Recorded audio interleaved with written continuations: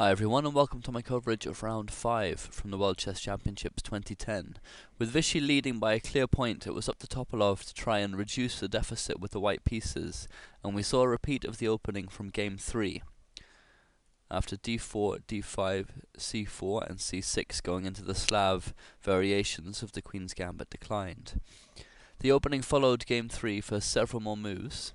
Knight f3, knight f6, knight c3, d takes c4, now a4 inhibiting b5, bishop f5, knight e5, e6, f3, preparing to create a strong pawn center, c5 and e4, bishop g6, bishop e3, and c takes d4, resulting in an early queen exchange, which, as in game 3, is somewhat surprising from Topalov, who likes to play aggressively. So queen takes d4, bishop takes d4, knight fd7, knight takes d7, knight takes d7, bishop takes c4.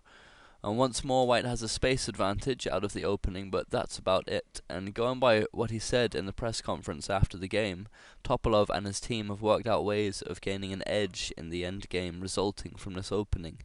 It seems that Vichy's been able to throw a spanner in the works with that preparation though. As in game 3 and in this game he defended successfully. Play continued a6, rook c1 and rook g8, which is a strange looking move. The idea is to protect the g7 pawn so that the bishop here in f8 can develop. And losing castling rights is no big deal as the queens have come off the board, so black just has to take care, but it's pretty safe. So h4, threatening to trap black's light square bishop with h5, and in game 3 Vichy played h6 at this point, but in this game he opted for h5, and this is the first move that differs from game 3. It stops the white h-pawn in its tracks, but at the same time gives an immediate attacking idea to white, that of rerouting the white knight to f4 in order to attack the g6 bishop and h-pawn simultaneously, threatening to win the bishop pair too, which is, Topalov's a big fan of the bishops. So knight e2 starts that plan, and now bishop d6 inhibits it, because it controls f4. So now Topalov played bishop e3, which makes knight f4 possible again, and playing e5 to stop the knight coming to f4 is not an option for black, because then the d5 square is fatally and permanently weakened, and white's light squared bishop becomes much more active and strong.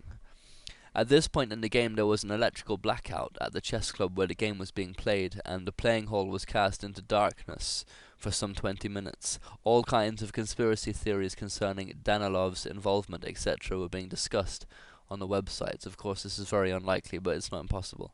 Anyway, before long power was restored and play continued with the expected move from Vichy, knight e5, getting the knight to a strong central square and attacking the c4 bishop, but that's okay because it's defended by the rook at the moment. So knight f4 and now rook c8, threatening to win the bishop, and bishop b3 is the best move. And now a pair of rooks were exchanged, but rook takes c1 check, bishop takes c1, and Vichy continued with king e7. Now came king e2 and rook c8, and black would like to play bishop h7, preserving the bishop pair, but he can't, thanks to the pressure on the h-pawn, and white has the tiniest of edges here. Black's intending rook c6 to b6 to attack the b3 bishop, and if it moves, the b-pawn will be falling after this bishop has moved, which it does now, because it's aiming for bishop c3 to defend the b-pawn and hamper black's play down the c-file. And black's position at this stage is just about consolidated, only his light squared bishop is not well placed, and here Vichy found the best move, which is the unexpected f6, because e6 is attacked twice and only defended once by the king, so white can take there now, and black is hoping to play bishop f7, after which his position is completely fine. Topalov snapped up the bishop pair with knight takes g6 check.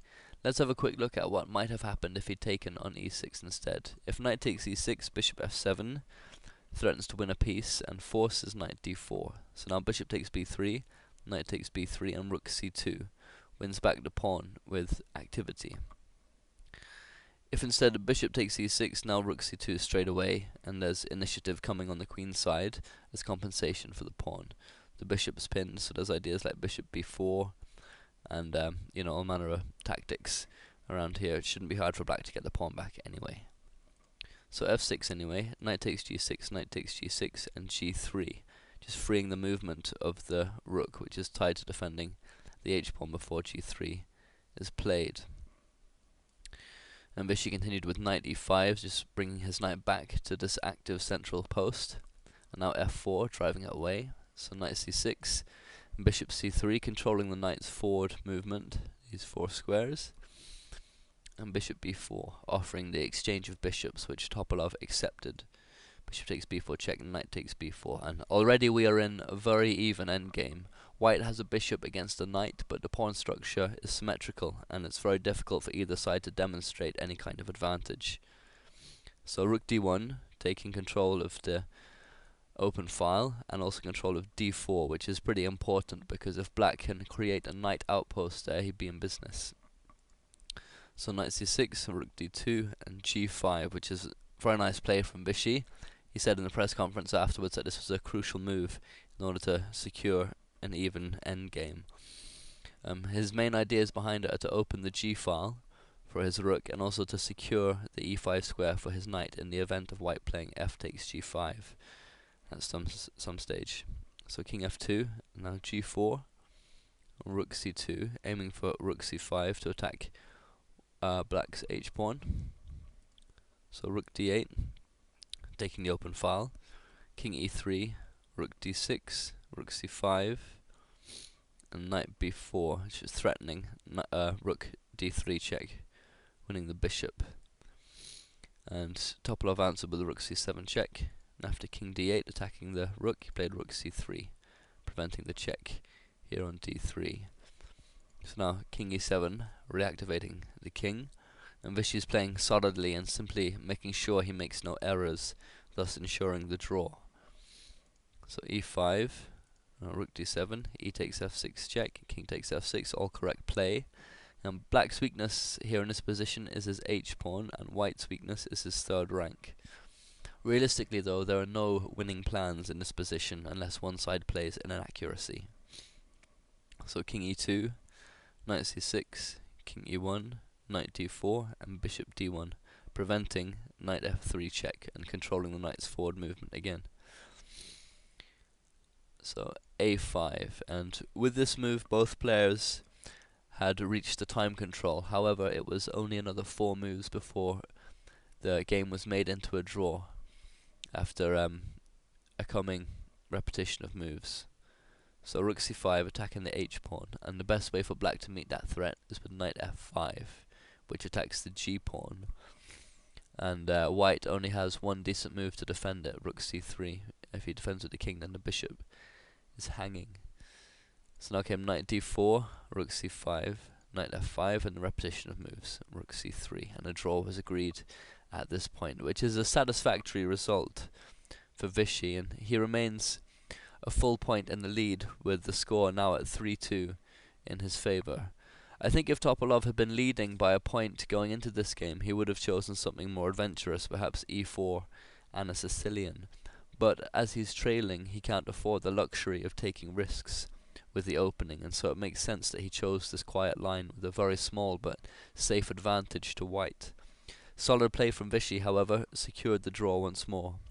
And tomorrow, hopefully, we'll see an e4 from Vishy, but I think another Catalan will be the odds-on favourite after game 4. It seems to be working very well against Topalov, so perhaps he'll deviate from what he's been playing against it, maybe going to a Grunfeld or even a King's Indian defence. The latter especially would be great to see. So I hope to see you there anyway, and hope you enjoyed this analysis. Please leave any comments or thoughts. Thanks very much.